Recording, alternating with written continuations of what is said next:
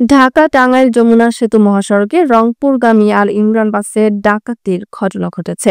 মঙ্গলবার রাত 11:30 থেকে বুধবার ভোর 5:30 পর্যন্ত সশস্ত্র ডাকাত দল একটি যাত্রীবাহী বাসের নিয়ন্ত্রণ নিয়ে যাত্রীদের সর্বস্ব লুট করে নেয়। ডাকাতির সময় নারী যাত্রীদের শ্লীলতাহানির ঘটনাও ঘটেছে বলে অভিযোগ উঠেছে। এর আগে গত 17 ফেব্রুয়ারি এই মহাসড়কে ইউনিক রয়্যালস নামে একটি বাসে ডাকাতি ও নারী যাত্রীদের যৌন হয়রানির অভিযোগ ওঠে। বাস চালক, সুপারভাইজার ও যাত্রীদের সঙ্গে কথা বলে জানা গেছে, মঙ্গলবার রাত 8টার দিকে ঢাকার আব্দুল্লাহপুর থেকে রংপুরগামী আল ইমরান পরিবহনের একটি বাস 45 জন যাত্রী নিয়ে যাত্রা শুরু করে। আসার পথে সাভার, বাইপাইল ও আশুলিয়া থেকে আরও কিছু যাত্রী ওঠেন।